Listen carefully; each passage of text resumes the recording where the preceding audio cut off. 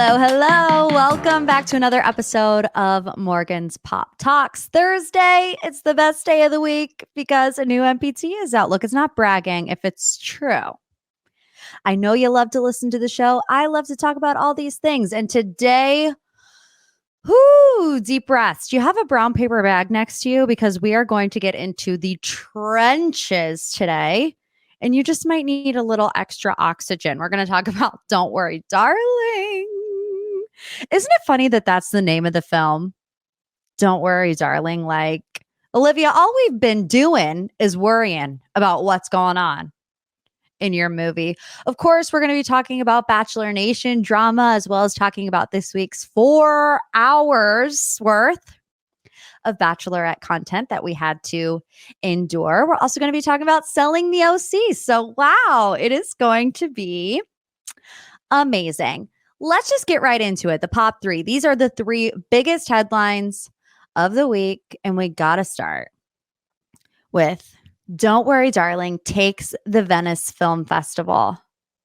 The Venice Film Festival was more like hell on earth for the cast of Don't Worry, Darling. I said it on last week's podcast that everyone pretty much hated each other except for Olivia and Harry. And even they seemed like they kind of hated each other at the premiere of Don't Worry, Darling. I do think, however, that Harry and Olivia, there were all these headlines. They didn't sit next to each other. They didn't talk to each other. They didn't even interact.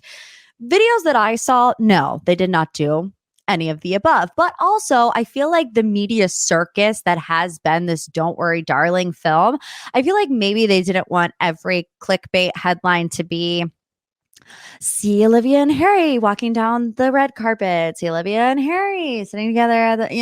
We get it. They're dating. We don't need to drive it home. So let's start with the press conference because Florence was not there. And by the way, if you're behind on all the drama, because there's a lot, so much so that we did a deep dive about it last week. It's about 10 minutes long. Go listen to last week's episode and then come back because you're not going to understand a daggone thing that I'm about to tell you if you don't know the backstory. But anyways, Olivia dodged a lot of questions about Florence Pugh at this press conference. Florence was not in attendance.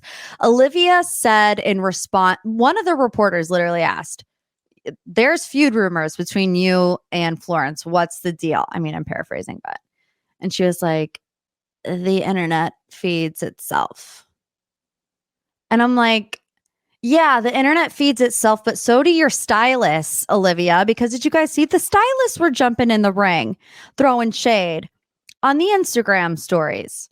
That's something you might have missed. Both Olivia and Florence's stylists were getting involved, throwing some shade. Florence's stylist wrote a picture of Florence getting ready for the premiere because she did show up to the premiere. And it said, Miss Flo. Obviously, that was how Olivia addressed Florence to the now leaked video to Shia LaBeouf. I'm telling you guys, it's a whole thing. If you did not listen to the deep dive, it's going to go right over your head. So listen and come back. But, Miss Flo, she honestly should copyright it. If I were her, I would sell merch. I would sell hats. I would sell phone cases.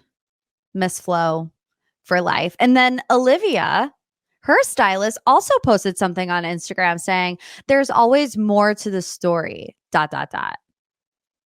Okay, Olivia, the internet feeds itself. Wild. Your stylist is feeding the internet right now on her social media accounts.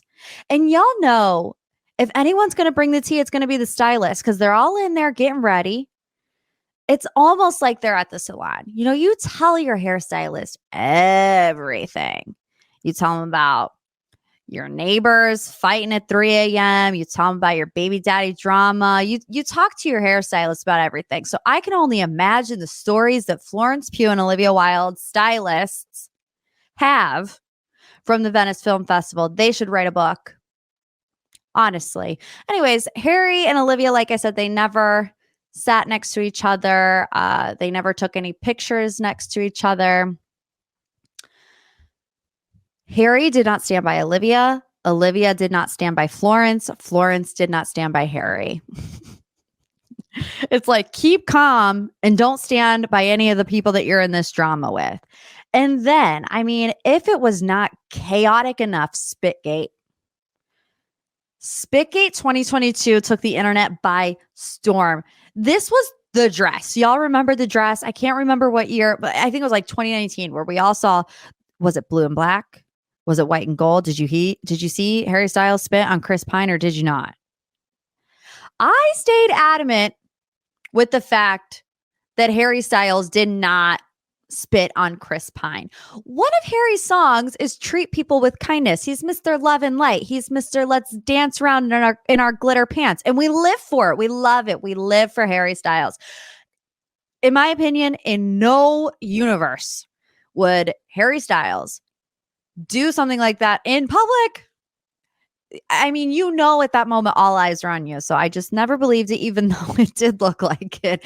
We can't lie. Like, we can't sit here and pretend like it did not look like Harry Styles spit on Chris Pine, because it did. Chris Pine even gave the People exclusive for 100, Alex. Chris's rep said, just to be clear, Harry Styles did not spit on Chris Pine. It felt like a Maury moment. Like, get the cameras ready.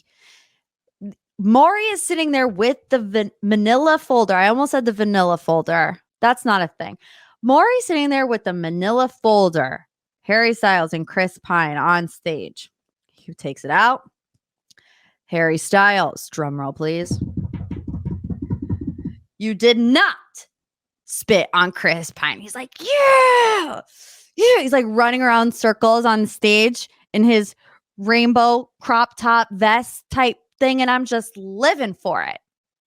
That would have been must-see reality television. So just Harry Styles giving high fives in his cute bell bottoms. Justice for Harry Styles. I stayed adamant that he didn't do it, and he didn't do it. Are any of us seeing this movie? I probably will, but I'm probably going to wait for it to come out on whatever streaming service, because I don't like to go to the movies. I hate to hear people eat popcorn. That's a story for a different day. Anyways, headline number 2 in this week's Pop 3, Diana Jenkins is on her redemption tour. Look, the Real Housewives Beverly Hills, also a hot mess, also could be described as hell on earth this season. But a lot of stuff is happening on social media with the housewives. This comes after Botgate. And we also did a deep dive about what in the world is going on in Beverly Hills a couple weeks ago, where some fans thought that Diana Jenkins had purchased robots to comment nasty things on Garcelle Bouvet's 14-year-old son's Instagram. I mean, the sentence is just absolutely ridiculous. I'm going to say that I don't think this was Diana's doing. I know it's a fun conspiracy to get behind and everybody loves to hate on a villain. I also just don't see her being that Instagram savvy. Like, if we're being completely honest, to me, Diana puts off the energy that she barely knows how to work Instagram, let alone buy robots to troll somebody's 14-year-old son. So anyways, last week, Diana issued a series of strongly worded legal letters to various bloggers, podcasters, is this thing on, and publications who have perpetuated unfounded gossip that she had ties to Jeffrey Epstein and his sex trafficking ring. Y'all wonder why I have the word allegedly pretty much tattooed on my forehead when I talk about this kind of stuff. This is why. Guess who didn't get a cease and desist? Your girl, Morgie. You know who did? Dana Wilkie. $25,000. If you are a tried and true Beverly Hills fan, you know who $25,000 is. Dana Wilkie made, I think, one appearance on the Real Housewives of Beverly Hills where she showed up in a pair of sunglasses that were worth $25,000. And now she's known as $25,000. Dana was one of these people that got a letter. She actually ended up deleting 2 podcast episodes she recorded specifically about Diana Jenkins. So Diana's really trying to shut this story down, which I understand. It's a horrible thing. And when you have no proof of it, you got to be saying allegedly. It's just the stuff that's out there. Hopefully she doesn't come for me. Now, listen, Diana, I'm trying to have your back on this one. So not only that, yesterday, Diana Jenkins, oh, this is rich, made a $100,000 donation to the alleged victims of Tom Girardi. Yeah, you heard that right. Her co-star Erica Jane's estranged husband. According to Page Six, a press release from Diana Jenkins' charity, the Sonyela Foundation, shared that the funds donated will benefit the immediate family members of the 189 passengers and crew who were killed in the fatal flight in 2018. Oh, I wish more than anything ever that this would have been filmed. Oh, could you imagine Erica's reaction? I'm living for it. Okay, this is the Lion Air case. They talk about this case a lot on the show. This is the orphans and widows case. This is really what got the ball rolling on Tom's scheme being, kind of uncovered.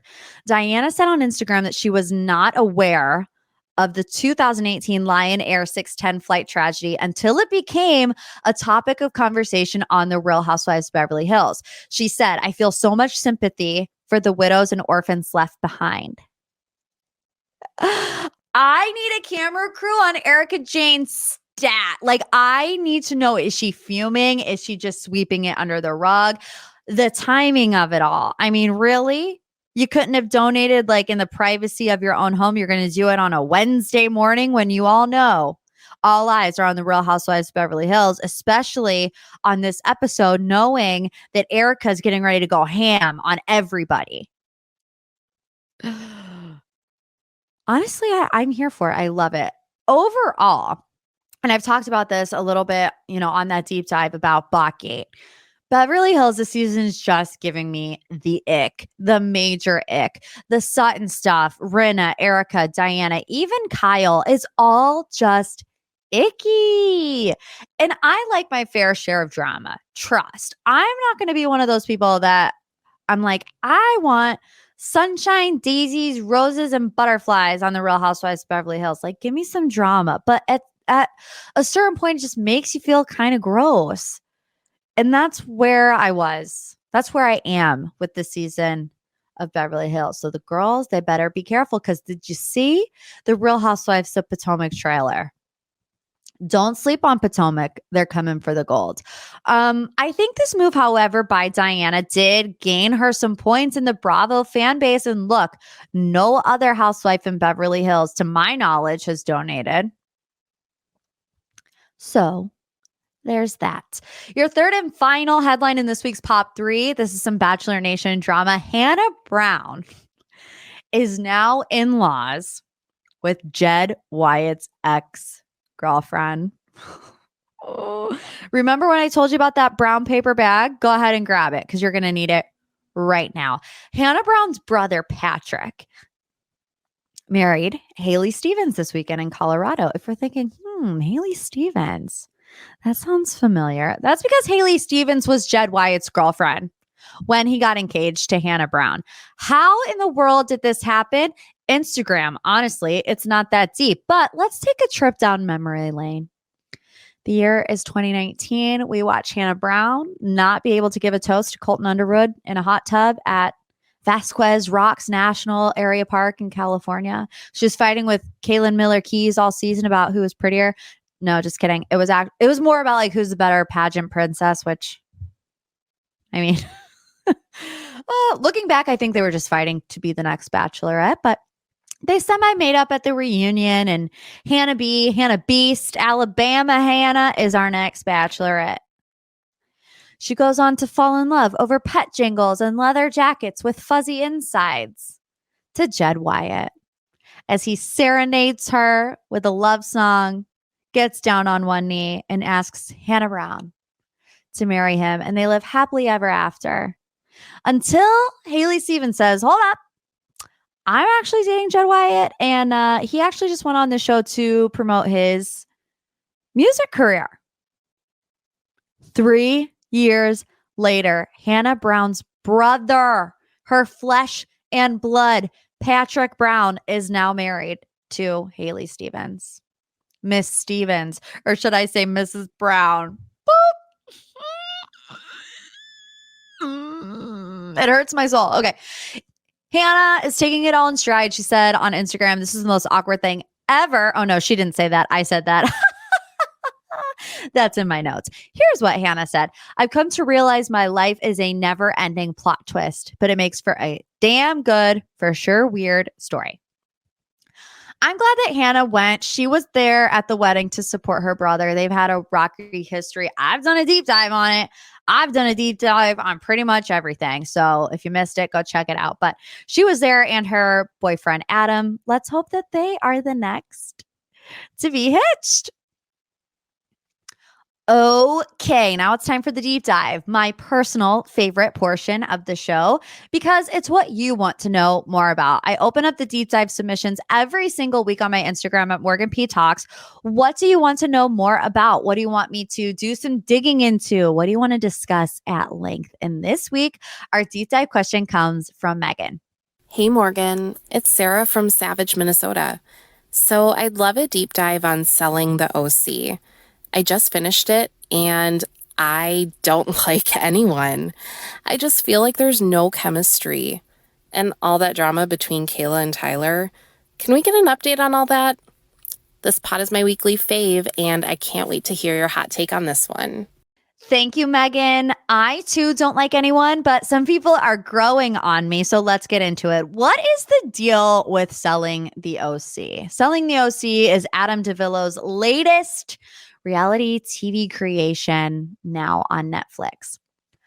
I'm just confused about it. And honestly, in attempts to make it a bit clearer in my brain, we'll do a deep dive on it. The cast is a lot. Okay, are you ready? Here it is. Brett and Jason, Austin, 3 Alexes, Jarvis, Rose, and Hall, Polly, Brandy, Gio, Kayla, Sean, and Tyler. Way too many people. Way too many people to keep up with. I did not know who anybody was until like episode 7. There's only 8 episodes. So that's the first mistake.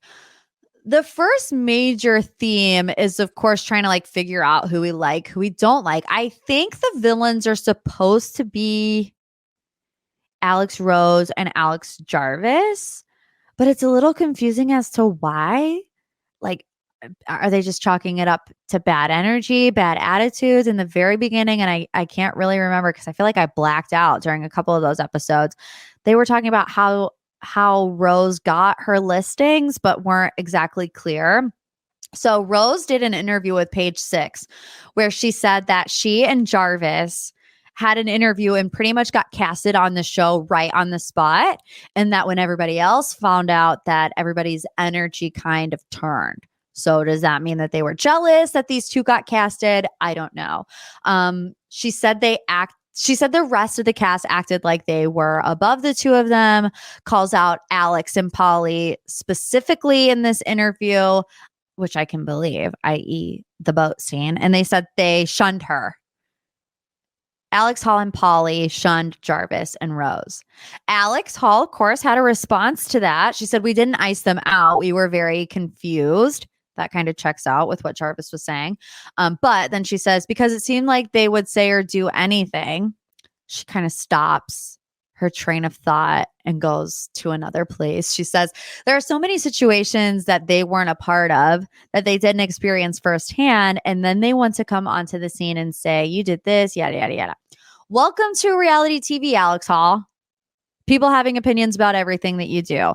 Alex Hall also said that they came in with different intentions. I don't know what that means. Is Alex insinuating that they came in with the intentions of being drama curators, pot stirrers? To me, they're all drama starters. Like, let's not get it twisted. And honestly, as a viewer, they all just seem kind of jealous of Jarvis and Rose, don't they? I mean, who else rang that $20 million bell? Ain't nobody.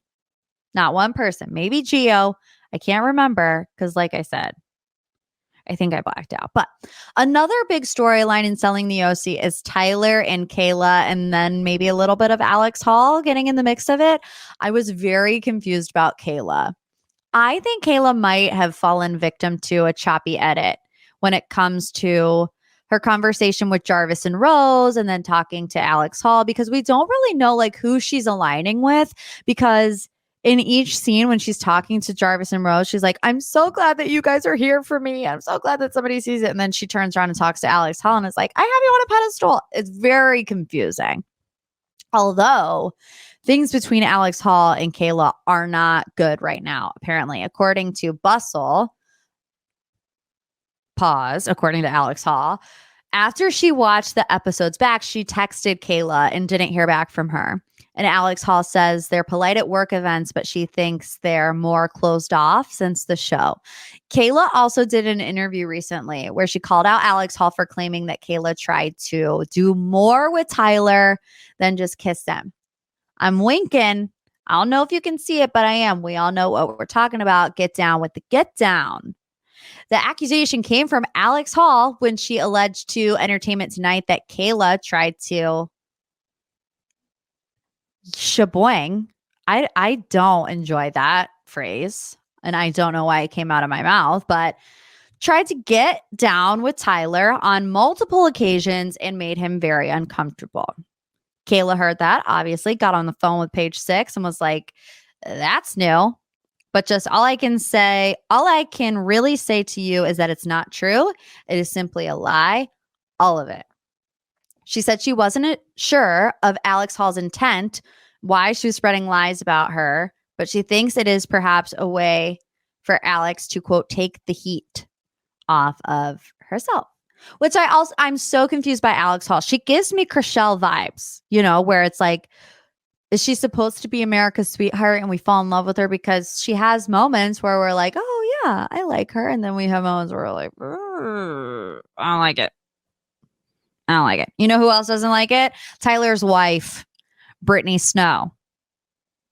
She does not like it. So what does she think of all this? Tyler said that they try to keep their professional lives separate, but that his wife, Brittany Snow, has watched some of the episodes of Selling the OC.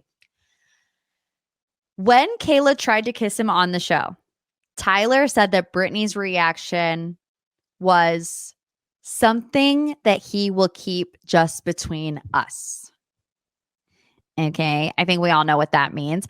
They're all way too flirty with each other. Super flirty. I don't like it one bit. Yes, I think Kayla was so in the wrong. You do not try to kiss a married man, especially when you're on a reality TV show. That's a recipe for disaster. But also, you are who you hang out with, okay? When you see people all up in each other's faces, hugging and biting who bites noses? They made such a big deal about that. Alex Hall's like, I'll do it again. I'll bite his nose all day. Like, who does that? Have you ever bitten somebody's nose? It's going to be a hard no for me. So when you see that and you're constantly around that, and then you add heavy drinking in the mix, you're going to start to push certain boundaries and seeing like how far is too far. And of course, obviously trying to kiss a married man is way too far. But biting somebody's nose, according to Alex Hall, is not. Here's a fun fact. It has not yet been picked up for a season 2. Isn't that interesting? So time will tell on this one. Sidebar. I think I like Gio. I have no idea. This show is truly a mess. Every single episode, I go into it thinking I like one person. They do something and I'm like, nah, I don't. I started off being like, who is this Gio fellow? And why is he wearing suede shoes all the live long day in California? But then I'm like, oh, he gets pedicures with his mom and he's actually a sweetheart on the inside. So I don't know. Would I watch season 2 if it came out? Yeah, probably. But honestly, just to find out who the villain is, because I still don't really know. All right, to wrap up this week's episode, we have to talk about Fantasy Suites Week. Also could be Hell on Earth.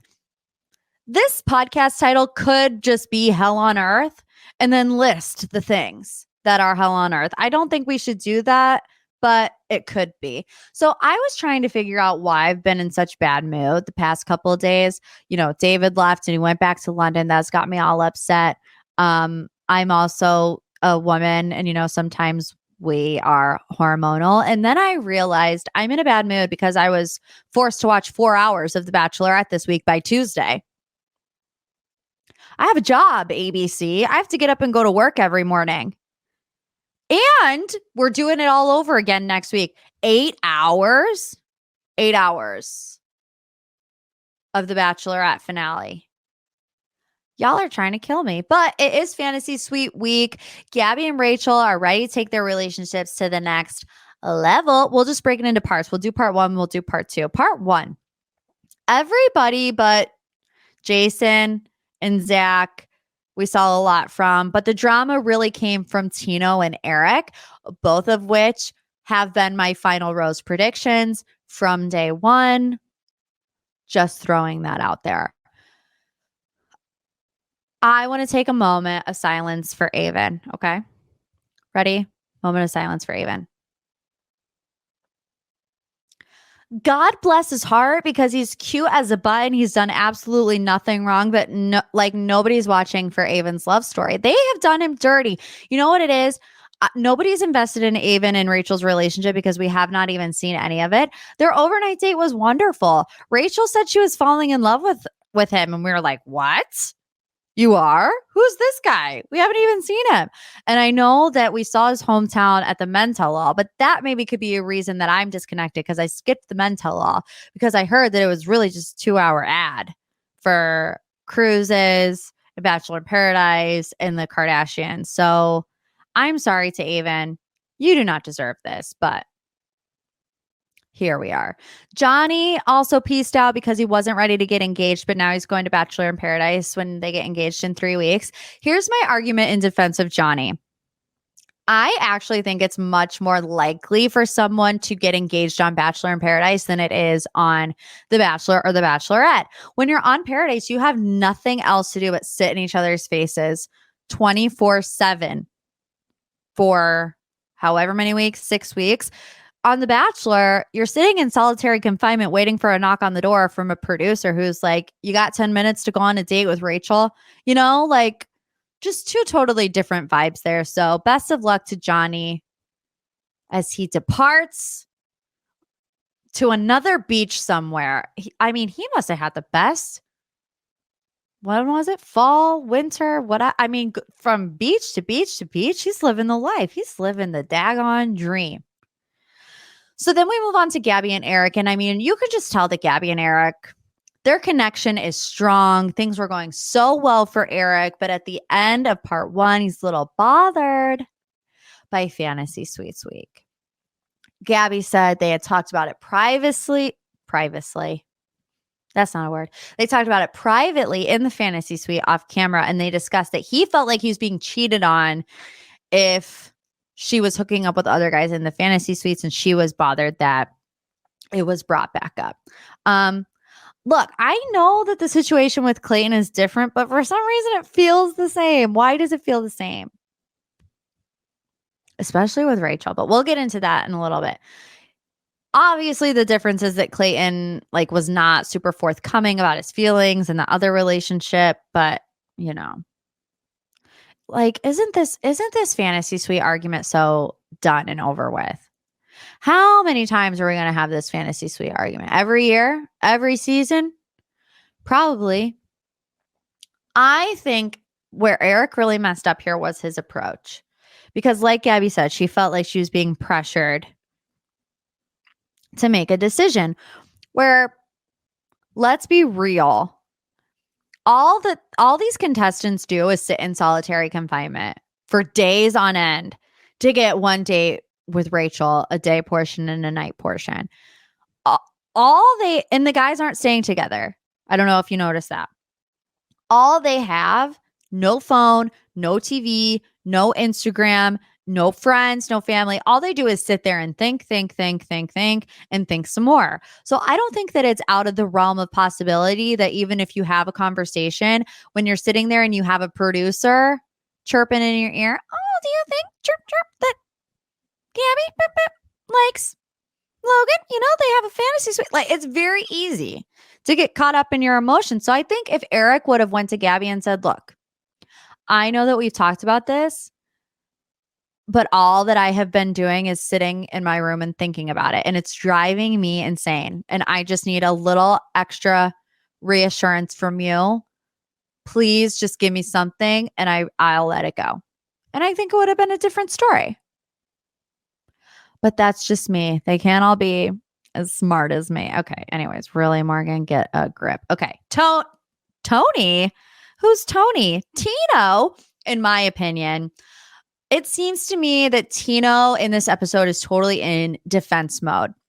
He's really ensuring to Rachel that his parents would come around, which, by the way, they still haven't. I don't know if you listened to the episode where I was talking about Tino's dad in Facebook comments, but while the season was airing, somebody wrote on Tino's dad's Facebook, "I hope your son wins." And Tino's dad was like, "How can you win in a situation like this? How can you be a winner in a hellhole like this?" Like he definitely still has not come around. I don't know if Rachel and Tino are together, but that's got to be a little bit awkward. They dropped the L bomb. Rachel says it back. But this was the first like little glimmer this episode that I got that felt like to me Tino really wanted to win. And y'all know I've been on the Tino train. Choo choo. I've been the conductor of the Tino train. He's been my final rose pick. I ignored the red flags and I was like, yeah, maybe he can be a little toxic sometime, but like, can't we all? But this was the first time when I was like, ruh-roh, Shaggy. For some reason, I don't think this is going to end well. It was almost like he wouldn't take no for an answer. Jesse's now the resident therapist that they all go to him and they're like, bro, I'm boiling over with them. I've never dealt with this much emotion before in my life. What do I do? And Jesse's like, thank you for your time, Tino. Stay the course. Okay, part 2. We also have 5 minutes of happiness in part 2 and in an hour and 55 minutes of doom and gloom. Gabby and Eric, they're still in the middle of their first fight, their first real fight. He's still spiraling while Gabby is on her date with Jason. And the funniest part is that you can hear Gabby's laugh in the background, which, by the way, there's no way that Eric could actually hear it, but the way that they edited it was like Eric standing on a balcony and Gabby and Jason, jumping off a cliff somewhere. And she's like, ha, ha, ha, ha, ha, in the background. Like, come on. We're not stupid, ABC. We weren't born yesterday. You might be able to manipulate us into watching 4 hours of your content, but that is where we draw the line. What a crash and burn for Jason. Wow. On one hand, I appreciate his honesty. He's like, I'm not ready to get engaged to you. And I would much rather a couple leave dating each other and being in a happy, healthy relationship than forcing an engagement and having to deal with more Bachelor Nation breakups. Like, you're setting us up for failure. I don't want to deal with another Zach and Tayshia. I don't want to deal with another Katie and Blake. I don't want to deal with another Michelle and Nate. Like, look at Matt, James, and Rachel. Look at even Susie and Clayton. I mean, I know that we're confused about them all the live long day, but they seem fine right now. But Jason, I was shook to the core because it seems like Jason didn't even want to date her. Like, let alone get engaged to her. He was like, yeah, maybe we can see each other on the outside. Like, maybe we can hang out. Bro, you are now in the final 3 and it really was putting off the vibes that he did not even want to be in a relationship with her. Very awkward. So here comes Zach. Zach's going to be the next Bachelor, right? We're all getting that vibe. I just want to say this would be a correct prediction by me. What did I say in the beginning? That his age would be an issue. Now, it's not a fair argument at all because Rachel is essentially the same age. But what I tell you, I said something about him being 25. I don't know. And I had people in the DMs. They're like, Morgan, I got married at 20 and 21. And I'm like, I believe in true love for y'all. I do. I sure as heck do. But people that are going on The Bachelor, maybe not. Although it does seem like Zach is the most mature, honestly, of them all. Maybe Avon, but we just haven't seen him enough to know. I don't know one thing about Avon. So a lot of people saying that this might be a little bit of a manipulation tactic from Rachel to like let Zach down easy. to be with Tino. And I can't say that I disagree with that. How many times has a lead said to one of their, contestants or whatever, like, we have a connection, but I just have one that's stronger. Why can't you say that to Zach instead of saying, you're 25? Are you sure? Are you sure? Are you sure? Like, yeah, Rachel, I've told you that I'm sure. My answer is not going to change. And boy, oh boy, was he roasting her. He was pretty much calling her fake. I mean, that's definitely not what you want to hear. And here's the thing. Do I think Rachel is fake? No, I think I don't know her. So, I mean, I guess I really can't make that judgment. But I've said from the beginning that Rachel does really care about being a good bachelorette. She cares about the title. She's said it a lot. She has said, I feel like I'm not being a good bachelorette. I feel like I'm letting people down. I feel like maybe in some way she thought that if she broke Zach's heart, people would be upset with her as the bachelorette. I don't know. Maybe she just didn't want to hurt Zach anyway. So she's like planting the seed of doubt, but that's a little bit of a gaslighting situation. I don't know. I also think that this is a classic case of Zach being too nice. And I hate the argument. I hate it because nice guys deserve to finish first. They do. But I think that Rachel kind of wants a little something more than the sweet, nice guy. I also do feel like their very first date when they were sobbing over both liking airplanes and, both watching airplanes with their dad. Oh, it's such a bonding experience. That was not me being snarky. They really did bond. It was such a strong first date that it had a lot of expectations to live up to. And I just don't think that it did for Rachel. I think that it probably peaked a little too early. And then obviously Tino has been consistent the entire time. But, that's neither here nor there. So Gabby's literally down to one person. Rachel, her head is like spinning around 18 million different ways. I said, bring Logan back for Gabby.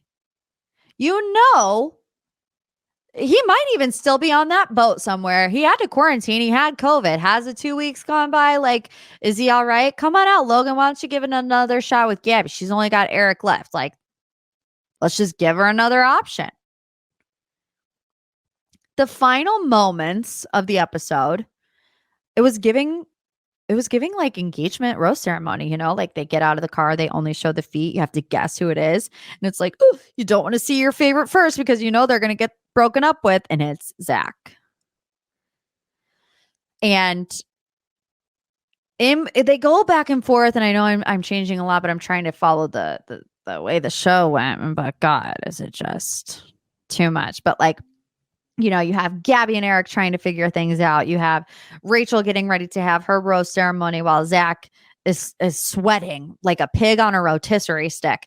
And Gabby is walking up to Eric's room and she's like, I know the only way that I'm not going to leave her is if I just break up with everybody. And then she goes in there and she's like, I love you. Yay. Let's kiss and live happily ever after. And then we get Gabby and Eric laughing, giggling, yay, I love you. And then we get the dramatic drone music, like a hot seconds later. I was like, brrr.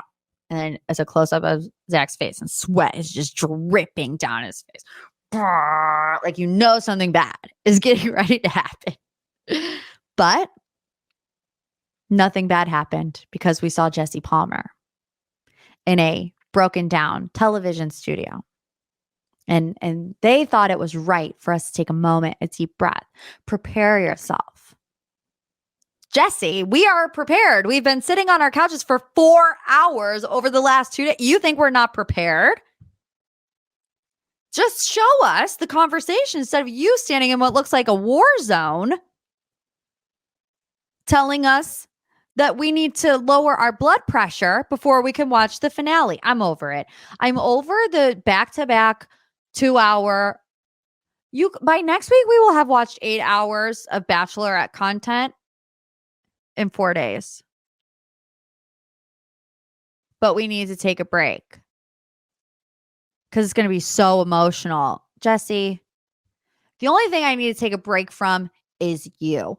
Gotta say, I am looking forward to the end. It's going to be emotional. It's going to be dramatic. And we will talk about it next week on MPT.